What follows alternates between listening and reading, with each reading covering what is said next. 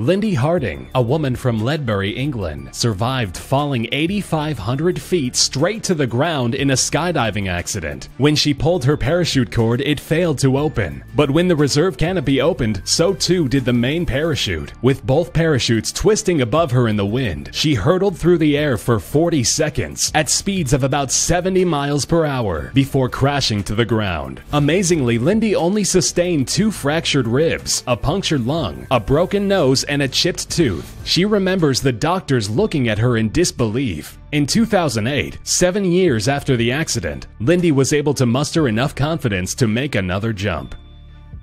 In 2003, construction worker Ron Hunt fell face first onto an 18-inch auger drill bit. Ron was working on top of a ladder, drilling something overhead. Moments later, the ladder started to wobble. Following safety procedures, he tossed the drill down when he realized he was falling. As he plummeted toward the ground, he landed right on top of the drill that just happened to be sitting in an upright position. The auger bit went straight through his skull. Doctors say that the drill penetrated his eye socket and pushed his brain to the side rather than through it. They decided to just unscrew the drill bit from his head instead of surgically removing it. Ron's friends call him Miracle Man.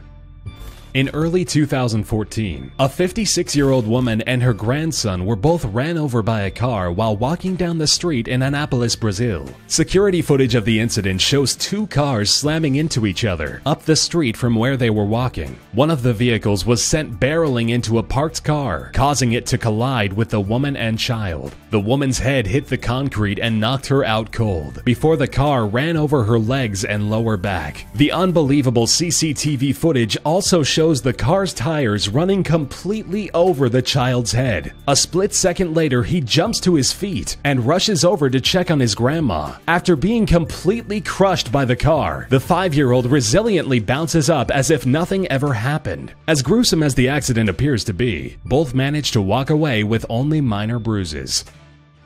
Young lady Alexis Goggins is known as a hero in her hometown and around the world. In 2007, when she was only 7 years old, she jumped in front of a hail of bullets in order to save her mother from death. Alexis and her mom, Selitha, were kidnapped by her ex-boyfriend, who forced them into a car and began driving to a secluded area. When Selitha tried to get out of the car for help, he cocked his gun. Alexis screamed, "Don't hurt my mom," as she jumped in front of her mother to try to shield her from gunfire. The gunman, Calvin Tilley, started shooting anyway, firing about 12 shots at the girl and mother, trying to kill both of them at the same time. Selitha was shot in the head and arm, while Alexis was shot in the eye, left temple, chin, cheek, chest, and arm. Miraculously, both the mother and the daughter survived the attempted murder. Calvin Tilley is currently serving 60 years in prison.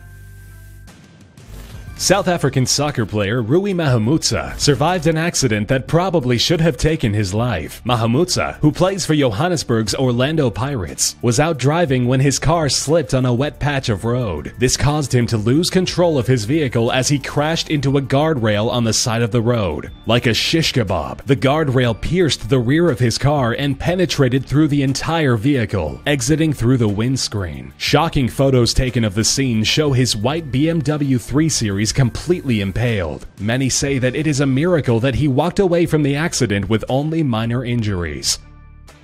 A businessman and amateur race car driver from Thailand crashed his $300,000 Lamborghini Gallardo and subsequently split it in half. 40-year-old Pitak Riangshima said he was traveling at about 94 miles per hour in heavy rain around a curve of road. That's when he lost control of his vehicle as it flew through the air and smashed into a tree, splitting the car into 2 sections, front and back. Amazingly, the driver walked away from the crash without a scratch. Moments after the incident, Pitak was standing next to the wreckage, holding an umbrella and gabbing away on his cell phone as if nothing had ever happened. He was virtually unscathed. The man attributes his survival to a Buddhist amulet that he was wearing at the time. Washington native Caleb Whitby was found alive and unharmed, smashed between 2 semi-trucks. While driving on a foggy, icy highway going through Oregon, he saw a semi-truck trailer in front of him start to sway. He downshifted, tapped his brakes, and felt his truck slip on the black ice underneath him. He aimed for the back of the trailer as he lost control. When he looked to his right, he saw another truck trailer sliding toward him. His vehicle was sandwiched in between the two trailers like a crushed soda can. In an interview, he said, "It was just metal crunching and glass. It was just all fast and loud." Amazingly, Caleb was cushioned inside of the cab of his truck like a cocoon, protecting him from harm. He was pulled to safety by other passengers and only sustained an injury to his left eyebrow and a scratch on his right hand. Many people believe that Ahad Israfil had a guardian angel watching over him back in 1987. Ahad sustained a gunshot to the head that blew off a massive portion of his brain. When he was 14, Ahad was working at a local convenience store in his hometown of Dayton, Ohio. His employer accidentally dropped a gun and shot the top of Ahad's skull, blowing off most of his right hemisphere. He started convulsing on the floor from blood loss and shock. Paramedics rushed him to a nearby hospital, and after a 5-hour operation, he awoke and even tried to speak. His own mother described his head looking like a deflated basketball. Years later, a plastic surgeon constructed a hard silicone implant and filled the cavity of his cranium. The surgeon pulled the skin over it to give him a somewhat normal-looking head. The now 42-year-old man with only half a brain went on to graduate with honors from his local university.